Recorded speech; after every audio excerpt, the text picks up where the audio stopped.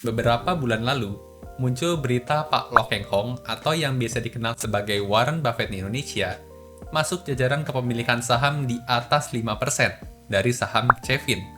Nah, kalau kita coba lihat sekilas angka laporan keuangannya, sebenarnya Cevin ini cukup meragukan loh buat investor fundamental. Tapi, pas digali lebih dalam, wah ternyata ini nih yang kemungkinan besar jadi salah satu alasan Pak Lo Keng Hong berani borong saham ini.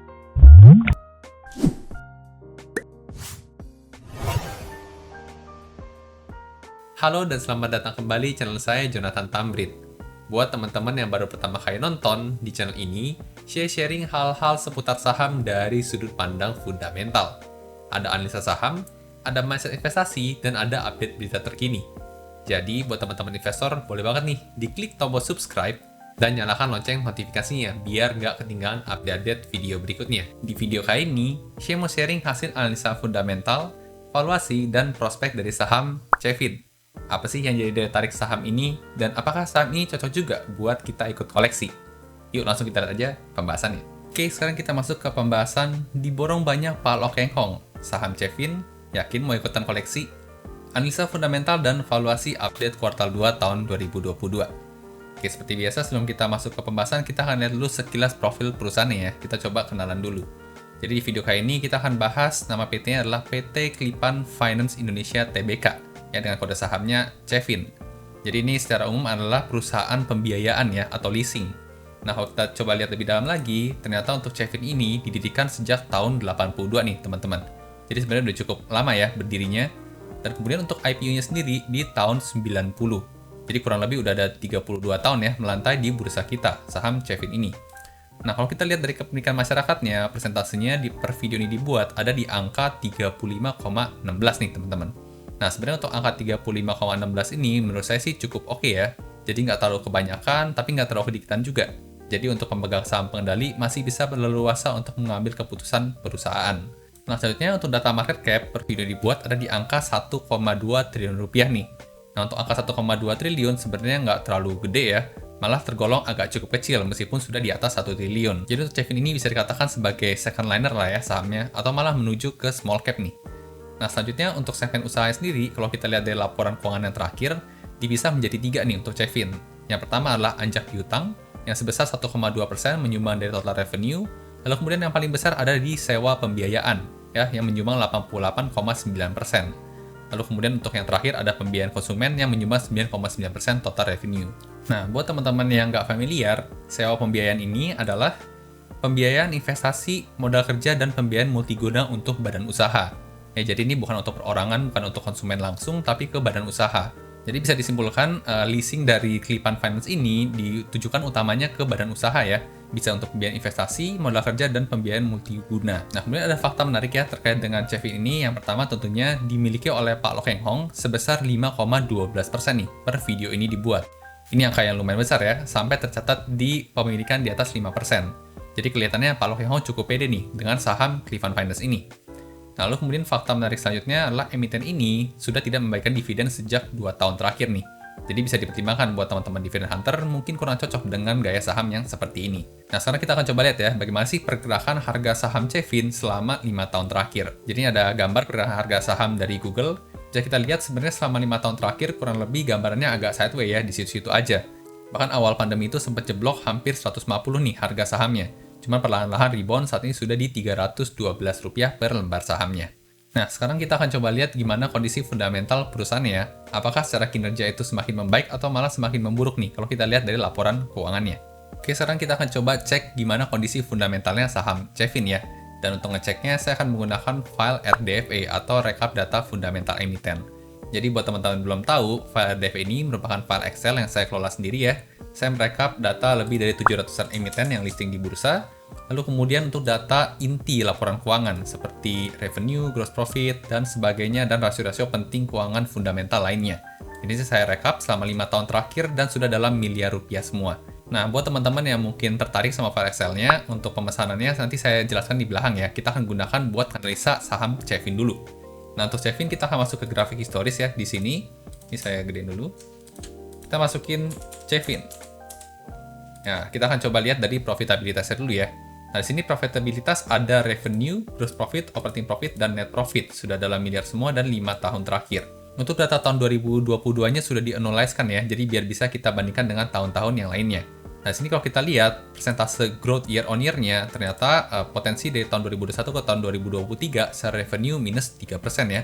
Gross profit-nya juga masih potensi minus, operating profit-nya minus 13%, dan bahkan net profit-nya potensi minus sampai 26%. Jadi juga kita bisa lihat ya, secara grafiknya di bawah. Nah, secara net profit yang warna kuning, ternyata di tahun 2022 ya, yang sudah disetahunkan, Chevin hanya berpotensi untuk menghasilkan net profit sebesar 20 miliar rupiah aja nih. Padahal di tahun sebelumnya sempat 46 miliar rupiah, bahkan sebelum pandemi sempat 362 miliar rupiah. Jadi sekilas kalau kita lihat di sini sebenarnya secara profitabilitas, Chevin itu terlihat trennya menurun ya. Baik dari sisi revenue, gross profit, operating profit, dan net profit semuanya grafiknya terlihat menurun. Nah, sekilas kalau kita lihat, kayaknya kurang menarik ya. Trennya lagi turun, tapi kok Pak Loking Hong berani ngambil gitu ya. Nah, kita akan coba lanjut dulu ya. Jadi sebenarnya secara profitabilitas, kalau kita lihat 5 tahun terakhir, kinerjanya sebenarnya menurun nih untuk Chevin. Nah, lanjut ke bagian neraca. Neraca seperti yang kita tahu ada 3 komponen ya. Ada aset, liabilitas, dan ekuitas. Nah, di sini kalau kita lihat bagannya, ternyata yang warna biru, aset ini selama 5 tahun terakhir juga mengalami penurunan ya.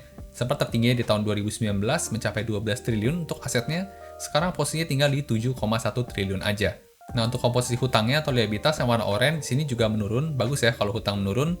Dan untuk komponen ekuitasnya di sini semakin membaik kalau kita lihat. Di tahun 2018 modalnya di 4,3 triliun, naik ke 4,7 triliun, naik lagi ke 4,745, naik lagi ke 4,8, dan naik lagi ke 4,816. Nah, sekilas dari bagian ini langsung kelihatan ya, ternyata penurunan asetnya ini bukan hal yang buruk, karena penurunannya didominasi dari penurunan hutang.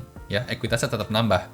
Jadi kesannya kayak asetnya nurun, padahal modalnya nambah, hutangnya turun. Jadi ini hal yang bagus ya dari Chevin. Oke, untuk neraca tergolong sehat untuk Chevin. Kita lanjut ke bagian arus kas. Yang untuk arus kas juga ada 3 komponen ya. Ada yang from operation, from investment, dan from financing. Nah, untuk bagiannya kita coba lihat yang operation dulu ya. Di sini angkanya sempat negatif 700 miliar ya di tahun 2018, negatif lagi 500 miliar, positif 2,9 triliun, positif 2,1 triliun, kemudian terakhir ditutup di negatif 9 miliar rupiah. Yang untuk operation pada umumnya, biasanya kita harapannya positif ya. Karena positif itu kan berarti uang lebih banyak masuk dibanding uang yang keluar. Jadi untuk poin arus kas bagian operation, Chevin sebenarnya tergolongnya masih oke karena lebih banyak uang yang masuk. Cuman nggak konsisten aja ya. Dari 5 tahun hanya 2 yang positif, 3 tahun terakhirnya negatif. Nah, kemudian lanjut ke bagian investment. Di sini angkanya kalau kita lihat negatif semua ya. Dan ini hal yang bagus. Kalau angkanya negatif, berarti lebih banyak uang dikeluarkan untuk aktivitas investasi nih, dibandingkan jualan aset. Jadi ini hal yang bagus, cuma kalau lihat angkanya kayaknya kecil-kecil ya. Tapi nggak apa-apa lah, angkanya masih negatif.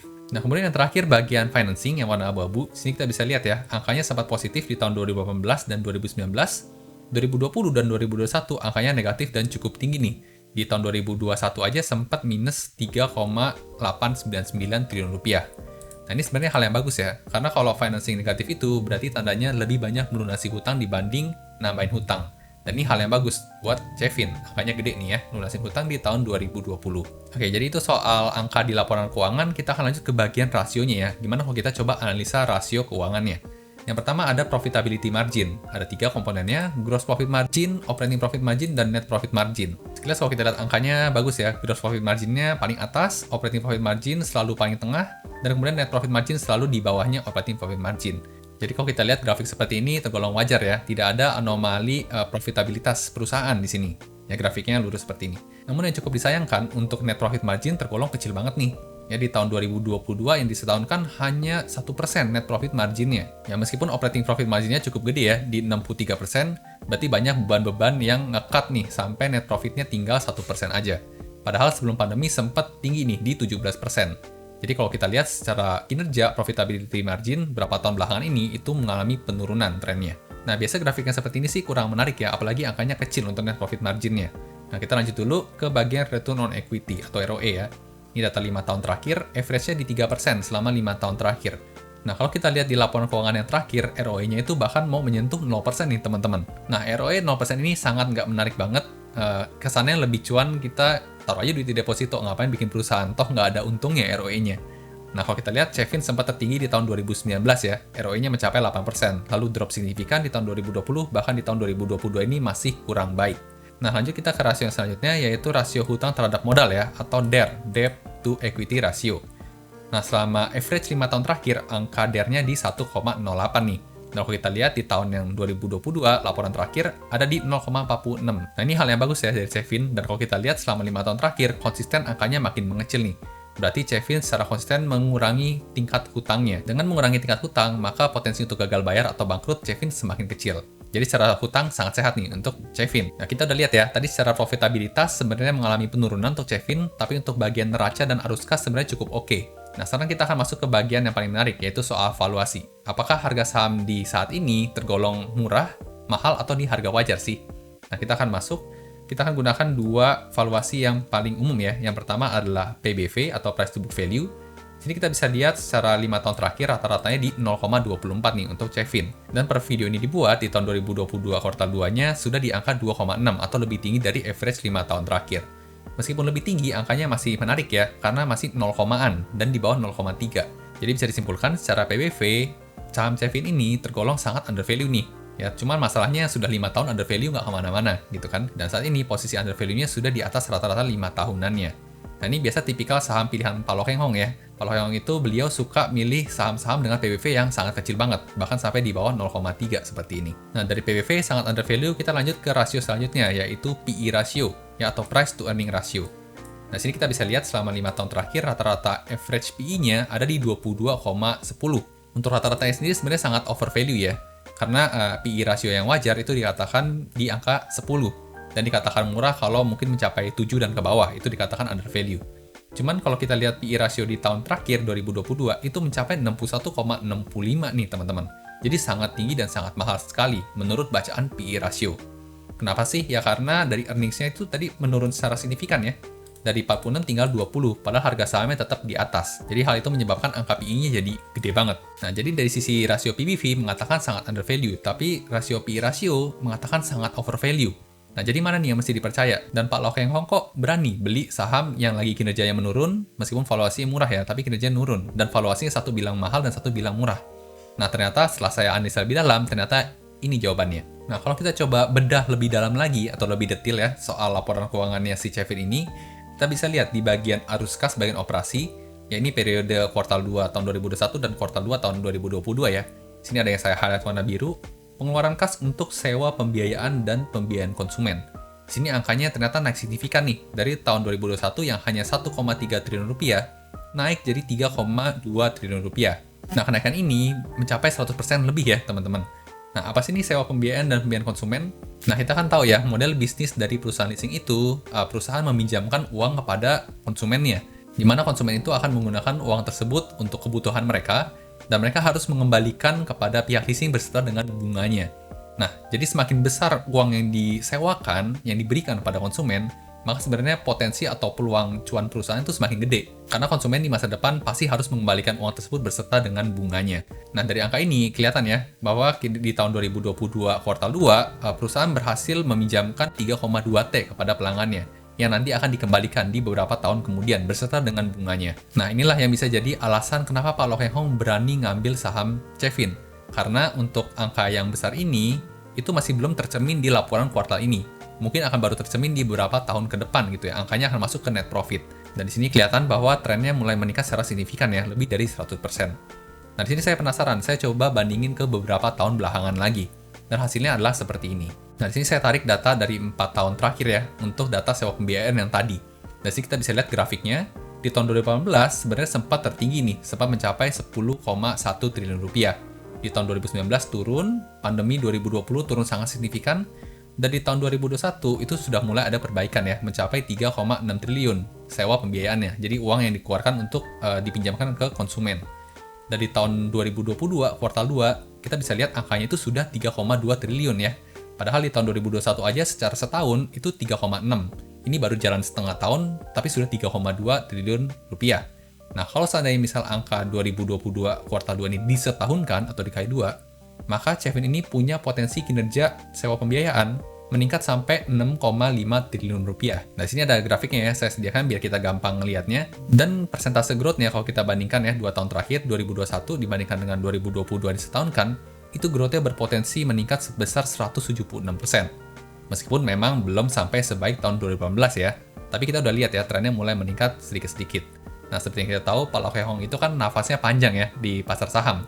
Jadi beliau sekali beli seperti saham PTRO yang kemarin itu di hold sampai 10-an tahun. Nah, dengan gaya investasinya Pak Lo Keng Hong yang sangat panjang, maka beliau bisa cukup yakin nih bahwa nanti ke depannya dia akan bisa menikmati keuntungan dari angka yang sewa pembiayaan ini. Ya ketika sudah masuk ke laba bersih di masa depan nantinya. Jadi meskipun kalau kita lihat laporan keuangannya itu masih belum menarik ya secara profitabilitas dalam jangka pendek, tapi beliau udah bisa ngeliat nih bahwa beberapa tahun ke depan angkanya pasti nggak akan sampai serendah tahun 2020 lagi. Bahkan kemungkinan besarnya adalah meningkat. Jadi beliau berani untuk tahan jangka panjang. Nah, pertanyaan selanjutnya adalah apakah gaya investasi Pak Lo Keng Hong ini cocok dengan gaya investasi kita? Nah, itu akan kembali lagi dijawab oleh teman-teman sendiri ya. Nah, kita akan masuk ke bagian prospek. Nah, sini saya mau sharing beberapa prospek yang saya temukan ya soal emiten Cevin ini. Yang pertama, adanya tren peningkatan kinerja operasional. Seperti yang tadi kita lihat ya, grafiknya berpotensi meningkat hingga 170-an% kinerja keuangannya. Nah, ini merupakan prospek yang positif buat perusahaan ke masa depannya. Kemudian selanjutnya juga ada sentimen pemulihan ekonomi pasca pandemi ya. Ini juga berdampak positif buat perusahaan. Seperti yang kita tahu, semakin kesini kasus COVID semakin membaik ya, terutama di Indonesia. Dan untuk kondisi keuangan atau GDP Indonesia juga meningkat cukup baik dibandingkan dengan negara-negara lain yang bahkan berpotensi resesi. Nah, peningkatan ekonomi Indonesia pasti juga berdampak pada kepercayaan diri para pemilik bisnis ya untuk mengambil pinjaman buat meningkatkan usaha mereka. Jadi ini prospek yang positif buat Cevin. Kemudian selain positif juga ada yang negatif ya, yaitu peningkatan inflasi. Nah, seperti yang kita tahu sekarang lagi masa-masanya inflasi tinggi ya, dan inflasi tinggi ini kurang bagus buat konsumen. Karena kecenderungannya, konsumen akan lebih menahan diri untuk kebutuhan yang bukan kebutuhan utama. Nah, salah satunya untuk leasing ini kan juga bukan kebutuhan utama untuk bertahan hidup ya. Jadi ini merupakan prospek yang negatif buat Cevin. Nah, kemudian yang terakhir juga ada prospek yang negatif dari potensi kenaikan suku bunga Bank Indonesia ya. Dengan naiknya suku bunga, pastinya pinjaman atau bunga pinjaman itu semakin besar. Sebenarnya ini plus minus ya buat Cevin. Ketika suku bunganya naik, berarti kan Cevin bisa meningkatkan suku bunganya, mendapatkan cuan lebih banyak. Tapi di satu sisi, konsumen juga pasti akan berpikir ulang nih. Karena suku bunganya makin banyak, maka dia harus bayar lebih banyak bunganya. Maka mungkin akan menunda penggunaan leasing dari Cevin. Nah, jadi ini plus minus ya untuk potensi kenaikan suku bunga Bank Indonesia. Nah, seperti biasa, tujuan dari video ini, saya disclaimer dulu ya. Bukan untuk memberikan rekomendasi beli atau jual suatu saham nih, teman-teman. Nah, jadi ini pure hanya saya sharing hasil analisa yang saya lakukan. Bagus kalau teman-teman dapat insight, tapi untuk beli atau jual suatu saham, teman-teman tetap harus ngerjain PR-nya ya, atau do your own research. Oke, jadi itu tadi hasil analisa fundamental, prospek, dan valuasi saham Cevin versi saya. Buat teman-teman yang tertarik sama file Excel RDFA-nya, kebetulan saat ini update kuartal 2 tahun 2022-nya udah rilis ya, dan saat ini sudah direkord sekitar 700-an laporan kuartal 2 emiten. Dan buat teman-teman yang pesen, bakal dapat free update nih, berkala setiap minggunya sampai lengkap data laporan kuartal 2 emitennya. Teman-teman juga boleh coba dulu file sampelnya, jadi kalau cocok bisa langsung pesan aja. Boleh DM atau email saya, panggil aja, bebas ya. Bang, Mas, Bro, mau minta file sampel RDFA-nya dong. Nanti bakal dibantu sama tim saya buat file sampelnya. Nah, gimana nih teman-teman setelah dengar penjelasan tadi, apakah jadi tertarik buat lirik saham Cevin? Atau malah skip dulu nih karena nggak cocok dengan gaya investasinya? Tuliskan pendapat dan komentar teman-teman di kolom komentar di bawah ya, biar bisa kita diskusiin lebih lanjut lagi. Suka video seperti ini? Jangan lupa di like dan bagikan ke teman-teman investor lainnya ya, supaya makin jago analisa sahamnya. Sampai jumpa di video berikutnya.